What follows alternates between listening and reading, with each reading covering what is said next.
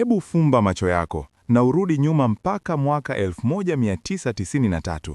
Kipindi hiki, ukitaja neno video games, majina mawili tu ndiyo yaliyokuwa yakitawala dunia: Nintendo na Sega.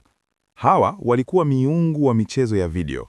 Walipigana vita vikali, console wars, wakitumia kanda au cartridges kuhifadhi michezo yao. Kipindi hicho, kampuni ya Sony ilijulikana kwa kutengeneza radio, TV na Walkman. Hakuna aliyeifikiria Sony kama kampuni ya michezo. Kusema kweli, wazo la Sony kuingia kwenye uwanja huu lilipokelewa kwa kicheko na dharau. Watu waliamini kuwa biashara ya electronics na biashara ya toys ni vitu viwili tofauti kabisa. Lakini, nyuma ya pazani, kulikuwa na mpango uliotokana na usaliti.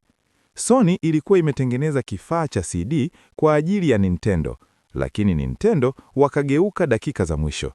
Kwa hasira na maono ya kipekee, mhandisi mmoja jasiri, Ken Kutaragi, alimshawishi mkurugenzi wa Sony asiitupe hiyo teknolojia, bali itengeneze konsoli yao wenyewe. Hapo ndipo mbegu ya mapinduzi ilipopandwa. Mwaka 1994, Japani ilishuhudia kuzaliwa kwa kitu ambacho kingebadilisha sebele zetu milele. Disemba 3, 1994, Japani. Sony iliachia PS1. Mwaka mmoja baadaye, 1995, dunia nzima ikaipata. Ilikuwa kisanduku cha kijivu, kilichoonekana cha kawaida kwa nje, lakini ndani kilikuwa na nguvu ya ajabu. Kitu kikubwa kilichoitofautisha PS1 na washindani wake ilikuwa dimension ya 3. Kabla ya hapa, tulizoea kuona Mario akiruka kutoka kushoto kwenda kulia, au 2D, lakini PS1 ilituingiza kwenye ulimwengu wa 3D. Lakini silaha yao ya siri haikuwa graphics tu, ilikuwa ni CD. Wakati Nintendo waking'ang'ania kanda au cartridges zilizokuwa na nafasi ndogo ya kuhifadhi data, Sony walitumia CD. CD moja iliweza kubeba data mara 100 zaidi ya kanda ya N64. Hii iliruhusu watengenezaji kuweka miziki halisi au quality audio na video za sinema, CGI cutscenes, ndani ya game. Kumbuka Final Fantasy VII ilipofika, ilikuwa kama kuangalia movie ya Hollywood. Wahusika walikuwa na hisia, dunia ilikuwa kubwa na story ilikuwa nzito. Au fikiria Metal Gear Solid, mchezo uliobadili jinsi tunavyocheza games za kijasusi, ukileta sauti za waigizaji au voice acting badala ya maandishi tu. Resident Evil ilitufundisha hofu ya kweli. Sony haikuishia hapo. Miaka ya 2000 walitoa PS1 Slim au PS1, toleo dogo na la kuvutia. Mwisho wa siku, mgeni huyu wa biashara aliuza zaidi ya nakala milioni 100. Sony ilikuwa imethibitisha kuwa wao si wauza radio tu, bali ni wafalme wapya wa michezo. Tunaingia mwaka 2000, milenia mpya. Kama PS1 ilikuwa mapinduzi, basi PS2 ilikuwa ni utawala kamili. PS2 ilipozinduliwa, ilikuja na joke moja kubwa sana kwa washindani: DVD player. Kipindi hicho, kununua DVD player ya kuangalia movie ilikuwa ghali sana, lakini PS2 iliuzwa kwa bei ambayo ilikuwa sawa na DVD player ya kawaida, lakini ilikuja na uwezo wa kucheza games. Hii ilimaanisha nini? Ilimaanisha hata watu wasiopenda games waliinunua ili kuangalia movie kama The Matrix. Hii ilikuwa ni mbinu ya kiakili sana. Kwenye upande wa games, PS2 ilivunja mipaka yote.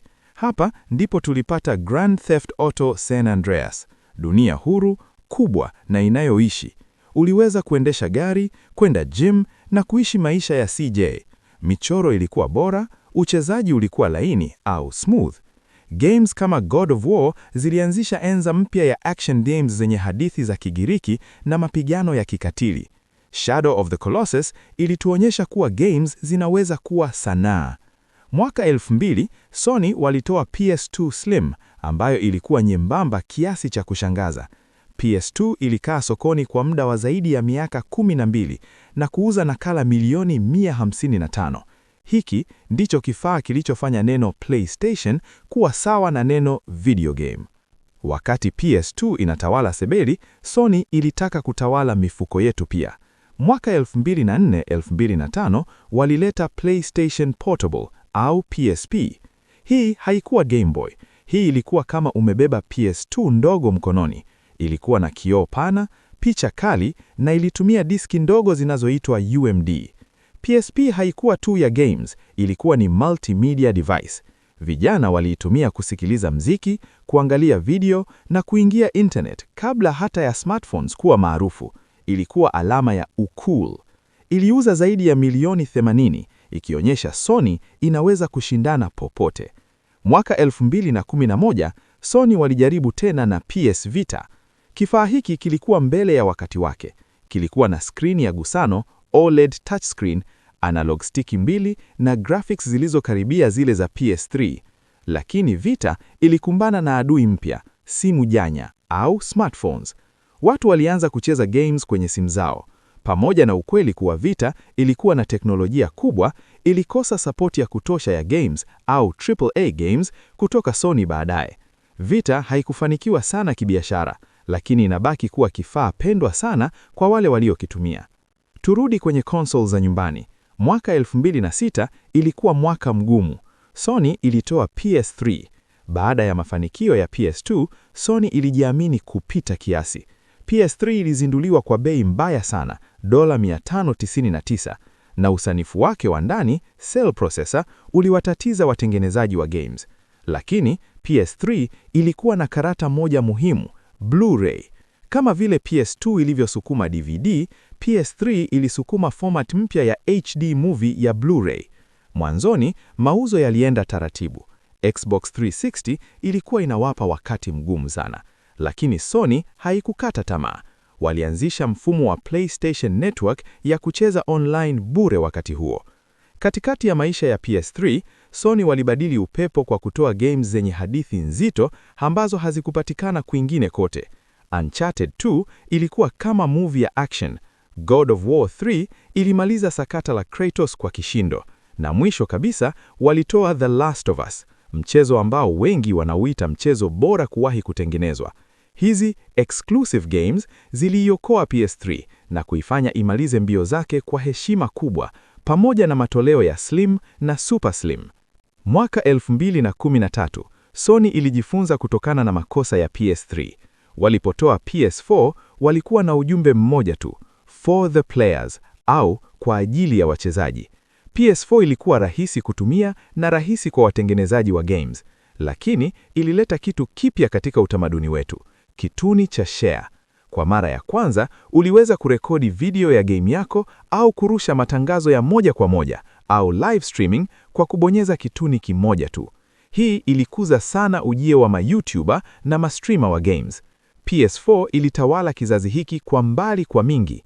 Games kama Marvel Spider-Man, God of War pindi cholituku na Horizon Zero Dawn zilionyesha uwezo wa picha za HD na hadithi nzuri.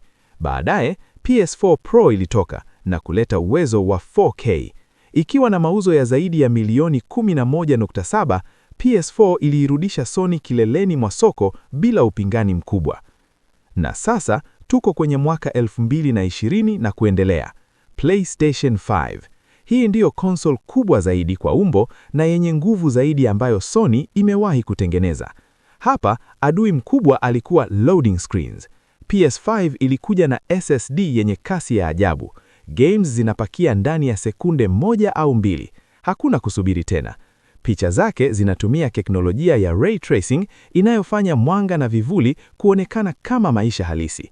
Games zinaenda mpaka frame 120 kwa sekunde. Lakini uchawi mkubwa uko kwenye kidhibiti chake, DualSense. Ukitembea kwenye mchanga, unasikia mchanga mkononi. Ukivuta upa, unahisi ugumu kwenye kituni, adaptive triggers. Hii inakufanya uhisi uko ndani ya game. Toleo jipya la Slim na PS5 Pro linaendelea kusukuma mipaka hii mbele. Kutoka kwenye kisanduku cha kijivu cha mwaka 1994 kilichokataliwa na wengi mpaka kuwa mashine yenye nguvu ya PS5, Sony imeonyesha kuwa safari ya michezo ya video ni safari ya teknolojia, sanaa na hisia. PlayStation sio tu kifaa cha kuchezea, ni sehemu ya maisha yetu, kumbukumbu zetu na utoto wetu. Wewe ulimiliki PlayStation gani na game gani huwezi kuisahau? Tuandikie kwenye comment hapo chini. Asante kwa kuangalia video hii, usisahau kulike, kusubscribe na kugonga kengele ili usipitwe na video zingine za kusisimua. Kwa heri.